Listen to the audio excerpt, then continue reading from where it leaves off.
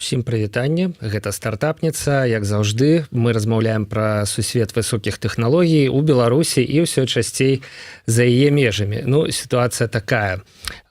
Увосень 2021 года у Варшаве запрацаваў YouHub. Мы так і не высветлілі з нашай сённяшняй госцей Веронікай Ліндарэнка, як жа ўсё ж такі самаправільна называць гэты стартап-хаб, кам'юніці беларускіх стартапаў у Польшчы. Тым не менш, прывітанне, Вероніка. Прывітанне. Які ў нас ёсць варыянты? Пішацца гэта як ўсё ж такі лацінская літара «Ю» і над ёй рысачка такая. Так. На самом деле выбирали все вместе сообществом название. Это было очень все такое реально комьюнити, которое голосует, то есть демократия, все дела. Круто. Я всегда подчеркивала, что мы вместе выбираем, потому что вначале нас там было 23, сейчас уже, вот я смотрю статистику, 527. То есть вначале это было очень все такое маленькое, уютное, душевное, и я была за то, чтобы люди принимали участие. И были разные варианты, там ругались, голосовали, переизбирали 3 раза. Вот. И в конце YouHub. И получается, Ю, она такой, как с шапочкой, это как транслитерация унискладовая, вот отсылка к бару, как-то галереи унискладовая. Ну и вообще белорусский язык нужно было оставить. Ну а хаб — это что-то как бы объединяющее несколько, какую-то группу людей. И плюс у нас была такая еще тема, что мы можем потом менять у Варшава, у Лодзь, у там Вроцлав. В общем, чтобы была какая-то часть оставалась, а другая могла меняться. Такая была концепция. Можа маштабироваться на розныя гарады.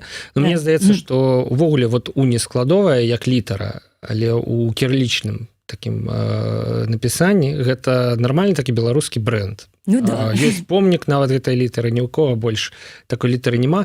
А вось як палякі рэагуюць на вось гэта сваё «Ю» і рысачку зверху? Яны разумеюць увогуле, што гэта алюзія на беларускую мову, і у іх жа саміх няма такой літары у алфавіце, да? Вот што гэта для іх? Ці былі якія-небудзь тут ужо кросс-культурныя коннекшены? Так, во-первых, они даже, мне кажется, особенно не уделяют вниманию названию, потому что пока для них я общаюсь с фондами, общаюсь с акселераторы, им скорее интересна сама суть сообщества. То есть кто-то там чуть-чуть спрашивал, но скорее это белорусы, потому что им интересно, откуда же такое название. Вот. Я тогда объясняю, если я обычно делаю интро на митапах наших, рассказываю, мы вот такие-то, вот такое-то название, оно таким образом сформировалось. Эта буква, честно говоря, я даже не знаю, в каком алфавите она есть, потому что я там знаю немецкий, английский, польский уже учу. Скорее всего, это... надо поискать. В общем, нет, эта буква где-то есть, потому что она есть в клавиатуре. Вот, но из какого языка не совсем ясно. Когда им объясняешь, в принципе, им интересно, но они скорее, вот, поскольку это фонды, у них свои цели. То есть они больше фокусируются, какие у вас... это слово «хаб», в принципе, для их. Да. И белорусские. Потому что они очень ценят белорусских айтишников, понимают, что большой потенциал. И тут вообще интересно в Польше, что есть фонд фондов, PFR, есть фонды, которые типа переинвестируют. В общем, у них очень много инвесторов. И они ищут стартапы, поэтому они так заинтересованы в сообществе белорусских стартаперов. Абавязкова трэба пагутарыць пра вось гэтую стартап-экасістэму Польшчы. Мне здаецца, што это актуальна і для тых, хто ўжо пакінуў Беларусь па нейкіх прычынах, і для тых, хто раздумвае, такіх насамрэч немало. Давайте спачатку. Да, вы сказали 23 чалавекі, да? Што гэта, як вось гэта было, як нараджаўся YouHub, адкуль яны ўзяліся і з якімі мэтамі, да? Вось што было спачатку? Так, началось неожиданно. Я переехала, кстати, началось в мае, не осенью, вот, то есть весной я переехала в Варшаву, вот 31 апреля, и я до этого в Беларуси создавала такие сообщества, либо проводила митапы, даже еще там в 2013 для фронтенд-разработчиков. Потом я делала сама свои комьюнити для того, чтобы обучать их гроус-хакам. Я там после того, как уволилась из OneSoil, начала экспериментировать со своей профессиональной деятельностью. Вот. И, то есть, был какой-то опыт, и парень, которому я там помогала с запуском на Product, Сергей Будковский, он тоже делает стартап, и он такой: Вероника, нужно, чтобы кто-то сделал стартап-тусовку. Я, типа, делаю стартап свой, ты вот приехала, ты полна сил, давай запусти. И я такая: а я приехала, в стрессе, потому что ты погружаешься в новую среду, и тогда у тебя выбрасывается много адреналина, кортизола, ты можешь много всего делать. И я начала вначале провела опрос в Planet Business Harbor, потому что нужно понимать, нужно это людям вообще или нет. Чего создавать очередной 20-тысячный чатик. Вот. И проголосовали люди. То есть я еще такая мешкалась, а потом люди начинают писать: так мы уже хотим вступить. Давай. Где? Да, мы же проголосовали. Да, тут все голосуют, все ждут. Ну и все, я сделала. И Сергей помог, договорился с админами ПБХ, Planet Business Harbor. Они добавили в закреп. У них там их немного. В отличие от меня, в моего сообщества, у них там 5, наверное, закрепов, и они держатся, они контролируют их. Вот. И оттуда начали приходить люди. Люди начали приходить тоже, когда я рассказывала кому-то, или там стартаперы другим стартаперам. Вот. И потихонечку аудитория начала собираться. Но основные, я думаю, костяк собрался из Planet Business Harbor, и моих там друзей и знакомых, с которыми я уже сотрудничала в Беларуси или там во время консультаций своих. Вот, и первая встреча снова же меня ребята пушили, потому что мы хотим встретиться. Я такая: хорошо, организую.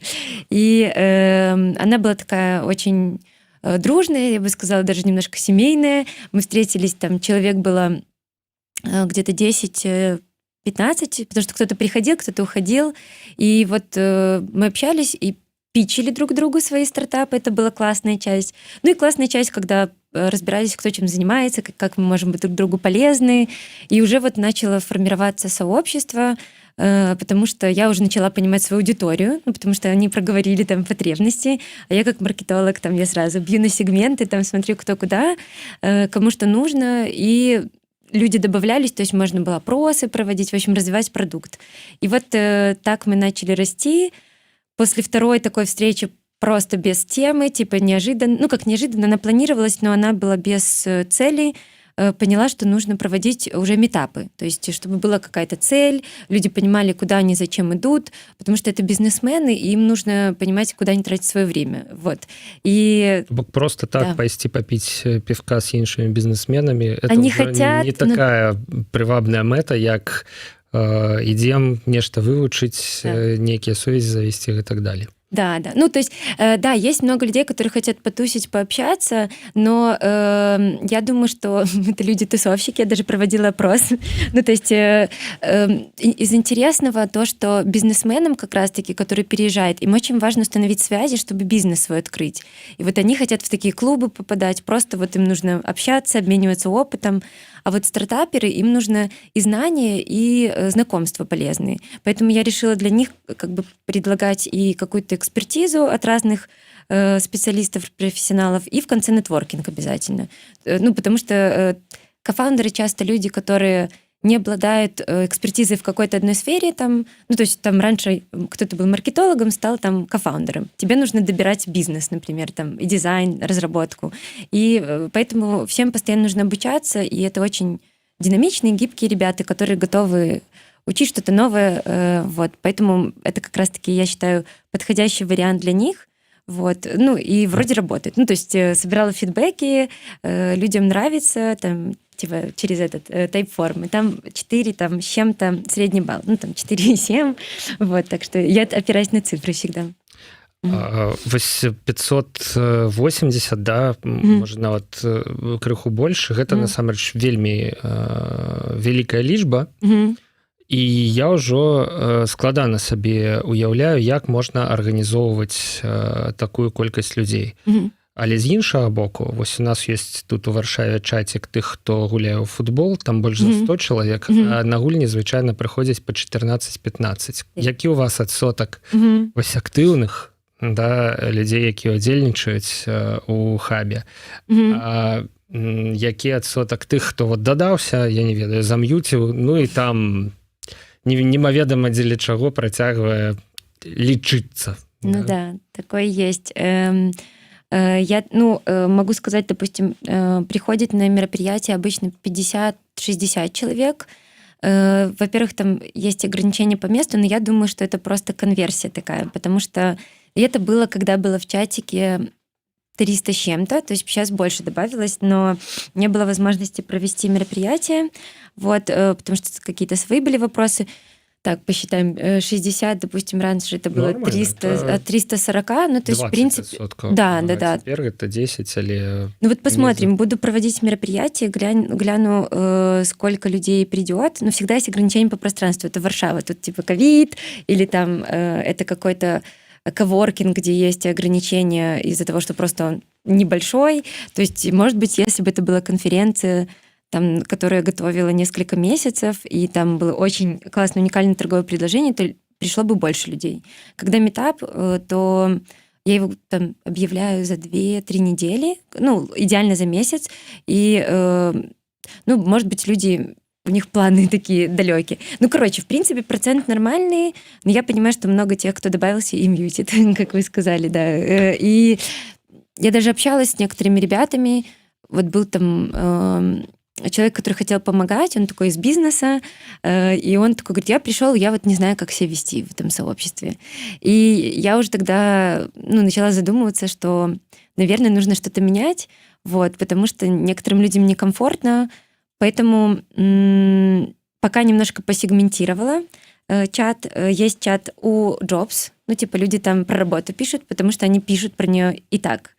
А в правилах я хочу, чтобы не превращалось это в площадку, где люди постят про работу. Поэтому я выделила отдельное место.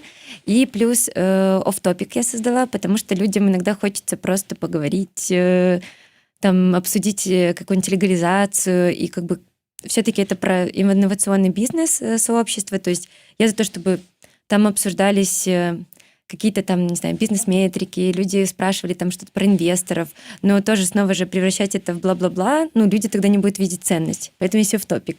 Вот дальше круто сегментировать будет, но надо это еще все продумать, чтобы снова же людям было комфортно находиться, они понимали, зачем это надо. Вот, да. То бок максімальна вось з гэтага галоўнага камунікацыйнага канала выключыць нейкія пабочныя тэмы ці нават буйныя тэмы, калі гэта тэма смежная, але не асноўная, вывесці ў іншыя каналы. Ну, я бачу відавочны недахоп то, што з'яўляецца яшчэ адзін чацік. То бок вот у мяне быў чацік YouHub, дзе можна было абмеркаваць працу, а цяпер у мяне есть чацік YouHub і яшчэ чацік YouHub праца. Мне здаецца, што тое самае ў свой час рабілі. Вот тут мы уже, конечно, таксама падымаем смежнае пытанне, але тое самае рабілі людзі з чатамі варшаўскімі, дзе там некалькі тысяч чалавек. І я бачу, як пачынаецца. Варшава арендаваць жыллё, Варшава легалізацыя, Варшава. І ў гэтыя чаты я ўжо просто не заходзіў, таму што это былі такія 4 паралельныя стужкі. Короче, не ведаю. Надо тестить, смотреть. Я как бы за то, чтобы тестить, там, как в стартапе, там, тестить гипотезы. Поэтому я запускаю, смотрю, работает или нет. То есть добавляют ли люди у Jobs или нет, происходит там что-то или нет. То есть туда добавляются люди и постятся работы. И видно, что там идет именно коммуникация про работу. То есть, потому что многие стартаперы, они, не знаю, переехали, и они еще не нашли работу. Или кому-то в стартап нужно найти работу. И я им создала это пространство. То есть я вижу, что там происходит движение. То есть если бы у меня еще столько было людей в новом чатике, как в YouHub, то я могла бы аналитику смотреть. Хотя вот сейчас мне там иногда какие-то ребята заходят в YouHub и постят свои какие-то услуги. Вот последним была одна из интересных, это они предлагают статистику. Вот. И то есть я, наверное, в Jobs тоже добавлю, посмотрю, как там, что там, вот, и тогда уже приму решение. Но я за то, чтобы всегда общаться с аудиторией, понимать, что и надо, и вот и смотрю всегда там на движение. Это же как живой организм. То есть я считаю, там люди самоорганизовываются, мы научились это делать прекрасно. Вот, и я как бы как этот админ, проверяю такая, что там происходит. Если что-то странное, то я удаляю или меняю. Если на стыке странного и более-менее полезного оставляю. Вот. Но в будущем хотелось бы превратить все вот это больше в платформу какую-то, веб, потому что, к примеру, мы общаемся там с представительством Лоди. Лодь очень зовет всех к себе, потому что это как-то Детройт в Польше. И... Да, в Лодзі вельмі шмат закінутых будынкаў. Да, Вось да. галоўнае, што я ведаю пра гэты горад, бок вялікі прамысловы цэнтр, Да, да. з якога прамысловасць як адусюль. Это толькі ў Мінске гэтыя заводы захоўваюцца, да, і не джентрыфікуюцца, і то, в принципе, ідуць працэсы, да? Да. Карацей, в Лодзі они очень ждут всех, стартапы. да, вообще. Они же нас позвали на мероприятие к себе. Сами представители Лоди, я так перескакиваю, представители Лоди, там их Адам Бжестовский, если я правильно запомнила фамилию, он представитель... Короче, он занимается инвестициями международными в Лодь. Ну, то есть он вот установление отношений с компаниями, с бизнесом, в общем, чтобы привлекать капитал в город.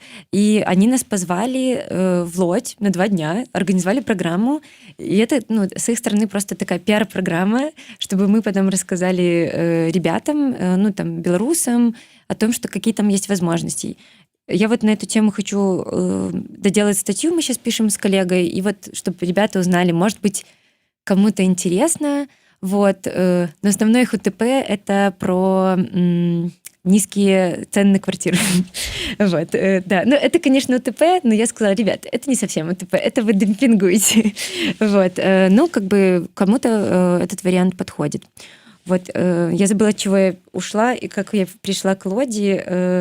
Верні мне, пожалуйста, да, назад. Мне таксама складана, але Да. мне здаецца, што нам крыху трэба скончыць вось з гэтым арганізацыйным момантам, да, як гэта вельмі цікава, да, то бок, таму што, ну, гэта ўсё ў Тэлеграме, я так разумею, адбываецца, про платформу я хотела сделать, сайт. Вось, сайт. Чаму Да, трэба почему зрабіць сайт? Потому что, например, когда общаешься с представителями там, назовем так, власти, не знаю, государственное управление, администрации, для них более... Во-первых, они не сидят в Телеграме. В Польше никто не сидит в Телеграме. Ну, некоторые сидят по своим причинам.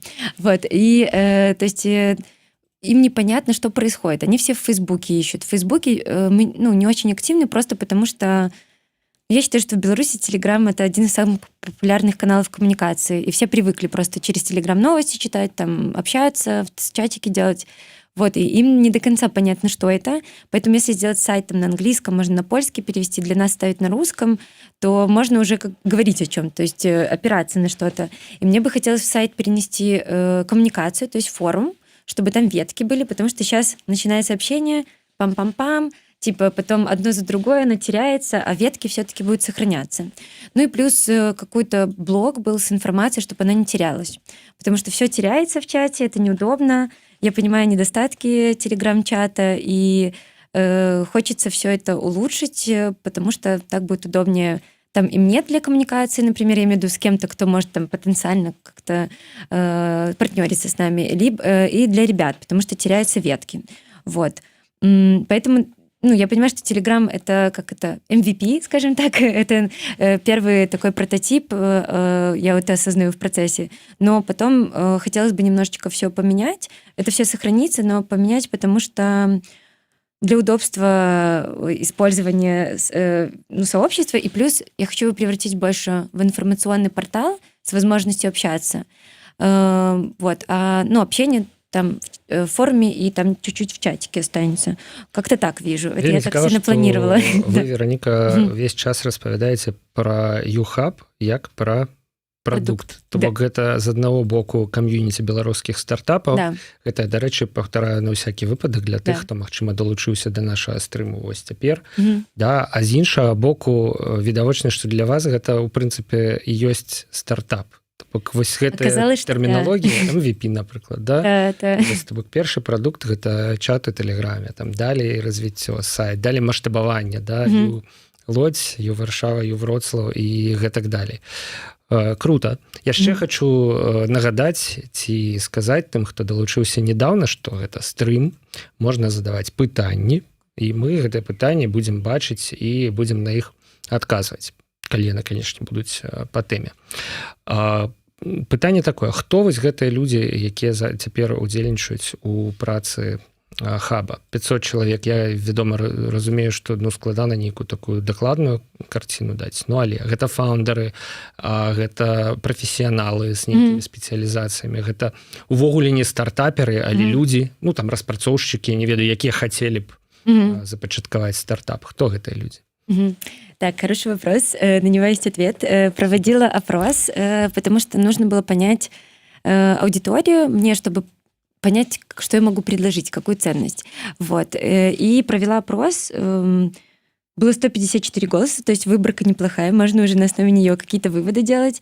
И 49% это люди, которые считают, что работают в стартапе, либо создают стартап. То есть туда входят те, кто на уровне идеи, у них есть стартап, MVP есть у кого-то уже есть там с трекшеном, то есть с метриками какими-то, которые показывают, что это рабочая идея, и у кого-то уже есть прям стартап с аудиторией, то есть в который там инвестировали. Вот это в 49%. Потом 37% это не делают стартап, но работают в IT. То есть мне кажется, что люди, которые вступили в сообщество и работают в IT, они потенциально хотели бы что-то делать свое, либо есть вариант, что они хотят просто быть в какой-то, скажем так, в сообществе, которое очень динамичное и готово общаться, обмениваться идеями. Потому что я представляю там customer journey человека, который переехал в Польшу, в Варшаву, пока что это больше Варшава. То есть ты приезжаешь, у тебя здесь там нету социального какого-то круга, тебе нужно этот капитал подрастить социальный, и ты думаешь, куда мне податься, где мне познакомиться с движовыми ребятами. И вот эта возможность для айтишников, все-таки это специализированное сообщество, пойти познакомиться с кем-то, а может быть, вы придумаете какую-то идею в процессе нетворкинга.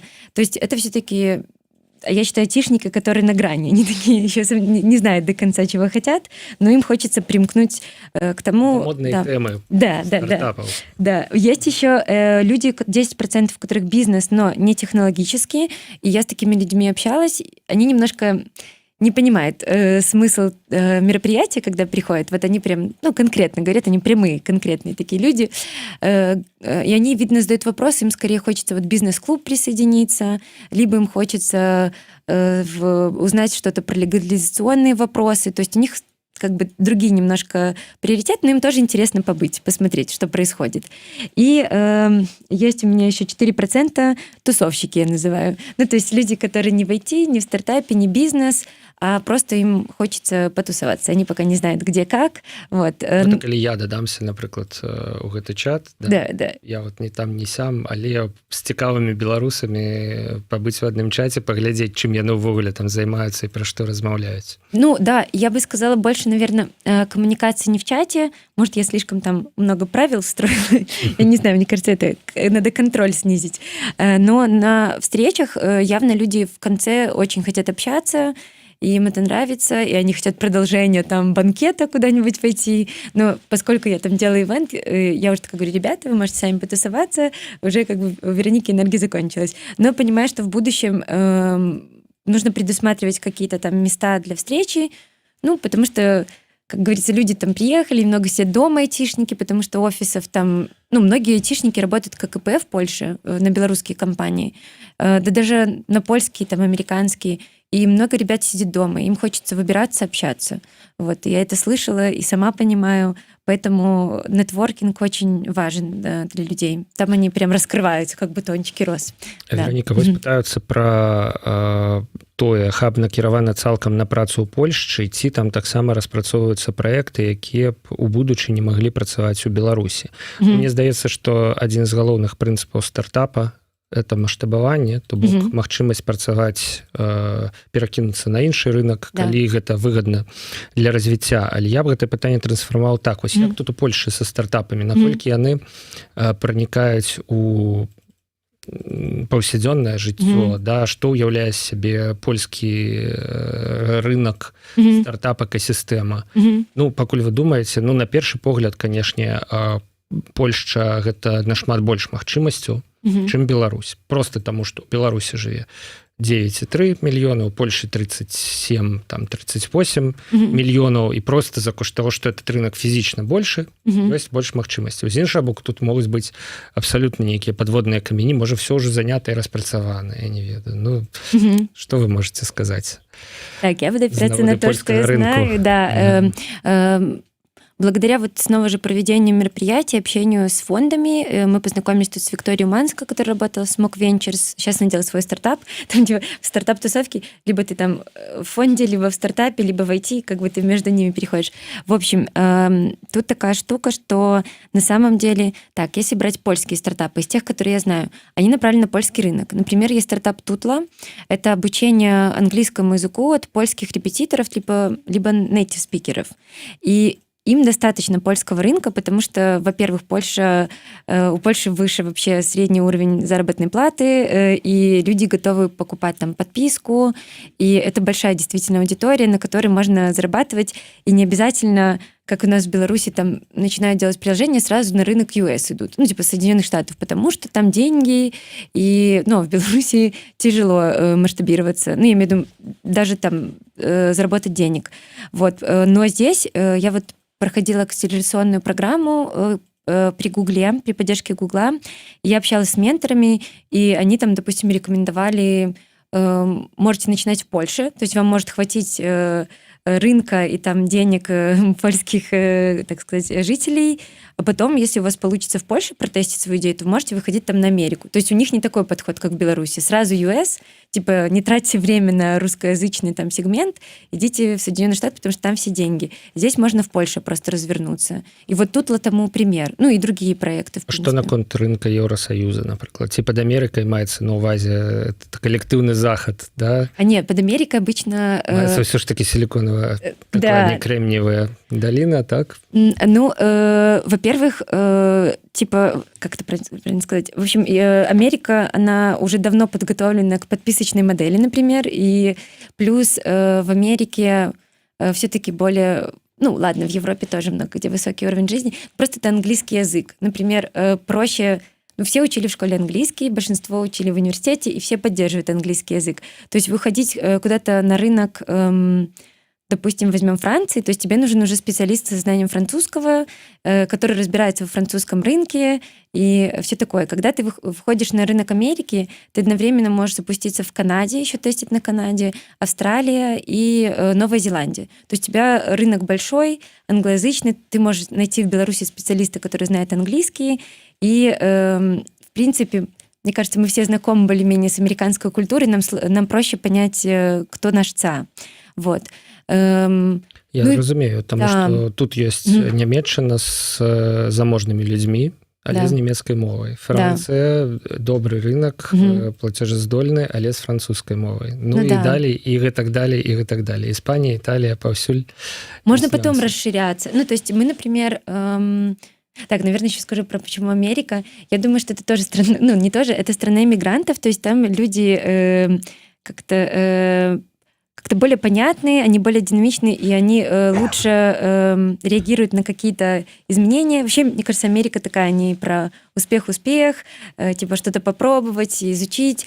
Европа более консервативная, как мне кажется, и там есть свои игроки на рынке, например. И часто я даже общалась с девочкой, она в Австрии живет, и там вопрос такой, типа, ты работаешь с немецким рынком? То есть у них прям нужно понимать немецкий рынок, говорить на немецком. То есть в Америку проще зайти. И также, да, то есть на Америке тестируют, а потом можно идти на другие рынки уже, когда ты собрал аналитику. Но это просто какой-то, совет от там продуктов. Я GoPractice проходила, и там говорится, типа, soft launch Америка, Канада. Об этом рынке все известно. Есть информация о том, сколько стоит там реклама, сколько стоит конверсия. Я имею в виду под рекламу, я имею в виду там CTR всякие, и то есть у тебя хотя бы есть на что опираться, да, когда ты заходишь туда. Если ты идешь во Францию, то это о них менее открытая информация, и тебе французский нужно знать, нужно хорошо понимать рынок, и плюс данные не всегда присутствуют. Про Америку очень много данных. И все эти всякие там Sensor Tower, App Annie, у них много информации по Америке. В принципе, большинство приложений, они, если брать там статистику, в каких странах они больше всего там зарабатывают, и у них больше всего установок, и пользователей регулярных, то это Америка, Канада. Это мне кажется, мир так построен, возможно, что-то поменяется и сдвинется, потому что Китай сейчас наступает на пятки США, и вообще развиваются многие другие страны, вот, поэтому просто, мне кажется, это сейчас так построен мир, но я уверена, что тенденция поменяется в связи со всеми изменениями, да, происходящими в мире. Вероника, что такое вот Poland Prize? Poland Prize. Так, это программа, которая распределяет деньги государственные, которые выделились, чтобы я сейчас не перепутала. Есть PFR, они, выделили деньги Poland Prize. Я сейчас могу немножко ошибаться, но расскажу так, как я знаю. И у Poland Prize есть программы акселерационные, и они работают с различными партнерами. То есть это либо фонды, либо кто-то еще. Ну, наколькі беларусу реально, беларускаму проекту трапіць у реально все. Poland Prize? Да, мы общались с представителем Poland Prize, точнее, с представителем Huge Thing, а они как бы берут эти вот финансы от Poland Prize и готовы вложить после того, как стартап пройдет акселерационную программу, в один из стартапов. Ну, не в один, а в несколько победителей. То есть там в районе, так, снова же, по-моему, 60 тысяч евро в итоге ты можешь получить как проект, который попадает в программу Poland Prize. Варьируется в зависимости от партнера. И там как раз-таки пишется, что должны быть представители не только Польши в этой программе, там, по-моему, 50%, и они очень открыты, потому что, снова же, там выделились деньги от государства, их нужно распределить, и они хотят максимально эффективно это сделать, и поэтому заинтересованы в белорусской айтишке, потому что у нас очень сильные специалисты, хорошие проекты, но там фишка в том, что они хотели бы, чтобы это влияло в том числе на инфраструктуру, например, города, то есть чтобы это был не просто проект, там, который никак не связан с Польшей. Они хотели бы, чтобы это был эффект, и проект имел на развитие Польши. Вот. Ну, типа, либо там это связано с экологией, либо это связано с развитием города, урбантех, либо это эдтех.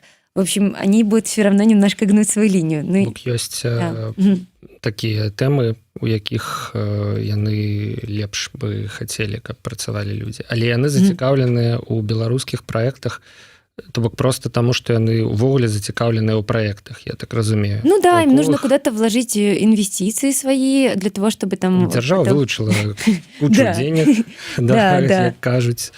Мне здаецца, што ў Беларусі таксама былі такія планы, было нейкае такое агенцтва, якое мусіла укладаць дзяржаўныя грошы ў стартапы, але мне здаецца, што это нічым не скончылася.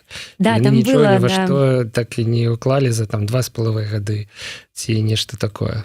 Я вот, к сожалению, по Беларуси не так хорошо владею информацией. То, что я знаю, общалась с представителем раньше бывшим фонда белорусско-русского, и он рассказывал, что он работал в вот таком фонде, который вкладывает государственные деньги. Просто многие боялись эти деньги получать по определенным причинам, не доверяют люди. Вот, поэтому... То есть они куда-то вкладывали. Это я тоже. Возьми у белорусского государства какие-нибудь гроши и пасля будзеш справаздачу ўсё жыццё. Ну, гадоў 15, прынамсі. Ну, думаю, что так, да. Я всех нюансов не знаю, но люди, например, сейчас белорусы... Ну, есть фонды белорусские, которые, типа, вкладывали вот белорусские проекты, и, в принципе, все было в порядке, но они сейчас уже не в Беларуси. Вот, да, ну, есть просто история, как она складывается. Ну да, то есть в Беларуси вообще такой развитого экосистемы фондов, как в Польше, нету. Здесь типа очень... Здесь, мне кажется, наоборот, нехватка стартапов, как мне показалось, а нехватка денег. То есть они готовы дать, просто подайся с клевым проектом, который подходит их целям. Вот, поэтому, ну вот когда ребята слушали, не знаю, подалось не очень много людей почему-то. Возможно, вот... Кто-то ищет инвестиции в Америке, потому что в Америке еще более интересно. Они готовы вкладывать в проекты не настолько ориентированные на Польшу развитие, а скорее на развитие там, продукта. То есть они вкладывают в entertainment больше, там, в какие-то социальные проекты, которые в итоге не могут сразу не стать супербизнесом, а там типа как Facebook из социальной сетки, где нету как бы монетизации, превратиться там в то, что есть сейчас. Польша все-таки немножко более сфокусирована на том, что будет полезно для Польши. Возможно, поэтому люди не подаются. Я вот, попробовала, потому что мне это скорее интересно было вообще, что это такое, акселерационная программа, вот, но... С каким проектом? Про растения домашние у меня проект. Ух ты. Да, я делала про домашние растения. Вот у меня была тема начать с платформы по обмену, потому что user-generated content, то есть люди обмениваются, формируется комьюнити, конечно же, моя любимая тема. Не рослинами, да. А информацией. Они обмениваются растениями настоящими. Реально рослинами? Да, круто. да. И то есть в Беларуси такой есть проект, он в Инстаграме. Я вот сотрудничала с девушками, которые его делают, Маша и Катя, и я подумала, увидела недостатки, я имею в виду просто это через Инстаграм, и там есть ограничения по функционалу.